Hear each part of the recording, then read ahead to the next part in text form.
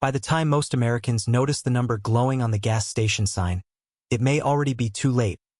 $5 a gallon is not just a price. It's a warning shot, a financial alarm echoing across highways, suburbs, and city streets, and for millions of Americans, it could be the spark that turns a slow economic squeeze into a full-blown summer crisis. Every morning begins the same way: a commute to work, a school drop-off, a quick run to the grocery store. But now every mile feels expensive, every stoplight feels longer, every trip feels like money burning in real time. And that is exactly where this story begins. Because when gas prices surge, it never stops at the pump.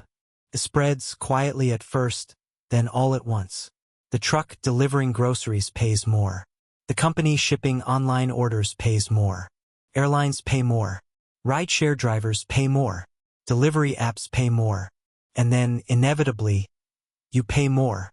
The price of fuel moves through the entire economy like a silent wave, touching everything from bread and milk to rent and utility bills. And the real problem is, most households are already operating on the edge. Savings accounts are thinner than they were just a year ago. Credit card balances are climbing, and wage growth is struggling to keep up with the rising cost of daily life. So when gas hits $5, it's not just an inconvenience. It becomes a multiplier of pain.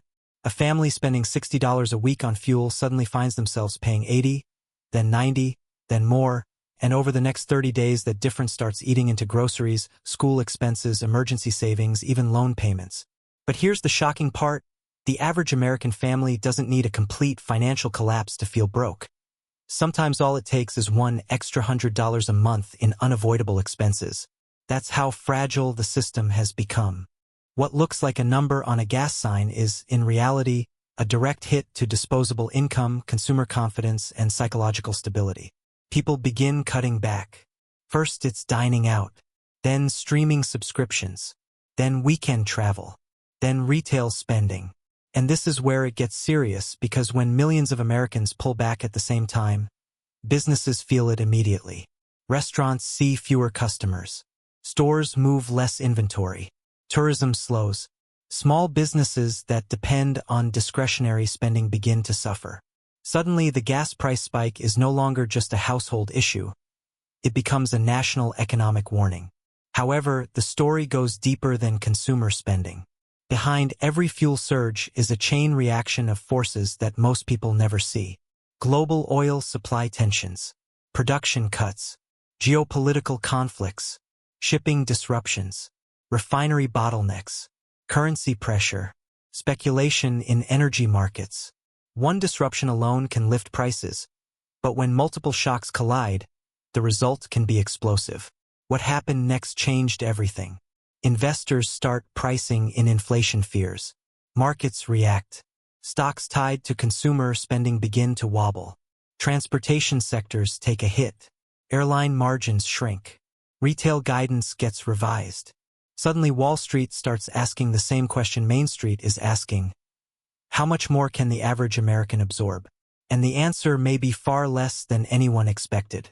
For years, many families survived by stretching budgets, refinancing debt, and leaning on credit cards.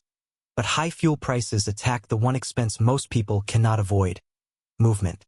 You can cancel a subscription. You can postpone a purchase.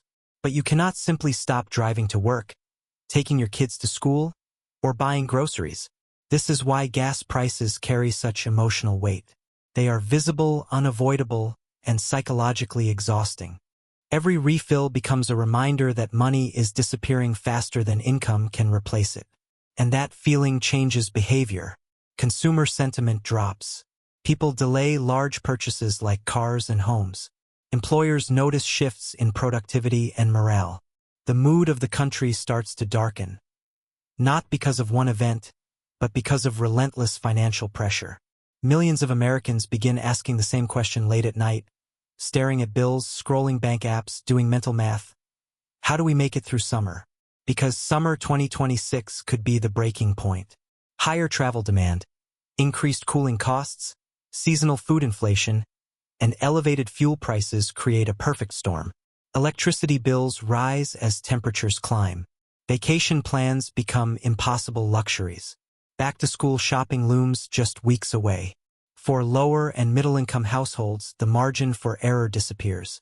The real problem is that once a family starts using credit to cover essentials, the damage compounds quickly. Interest charges pile up. Minimum payments grow. Financial flexibility vanishes. One emergency car repair, one medical bill, one missed paycheck, and the entire system can collapse. That's how being broke often happens in modern America, not through one catastrophic event, but through relentless erosion. Dollar by dollar. Week by week. Quietly. However, this is not just a story about households. It's a story about the economy's deeper vulnerability.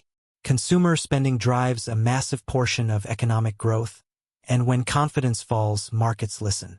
If fuel remains elevated, inflation expectations may stay sticky, pressuring central bank policy and keeping borrowing costs higher for longer.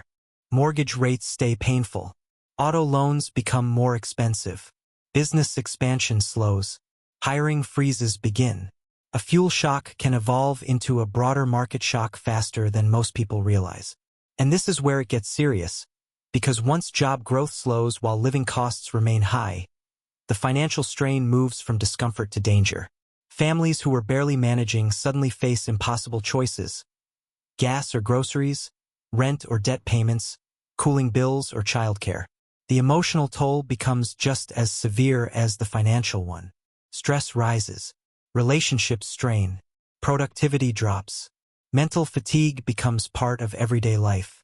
But here's the shocking part: sometimes the market itself worsens the fear. News headlines amplify panic. Analysts issue warnings. Social media spreads recession talk. People respond not only to reality, but to expectation.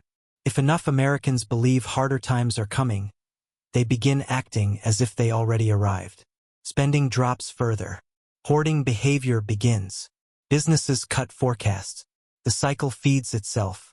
This could change everything, because economies are driven as much by confidence as by cash flow, and once confidence cracks, recovery becomes harder.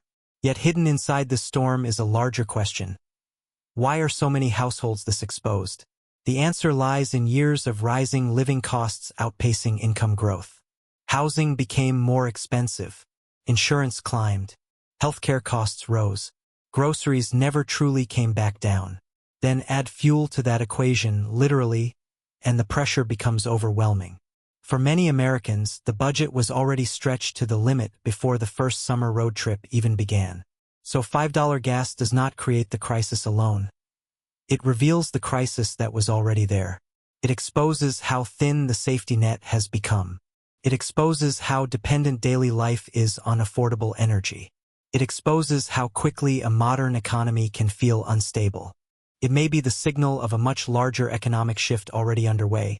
And if this financial warning continues, summer 2026 could become the moment people look back on and say, "That's when everything changed." Stay with us, because in the next chapter we break down what happens next, what it means for your money, and why this could change everything.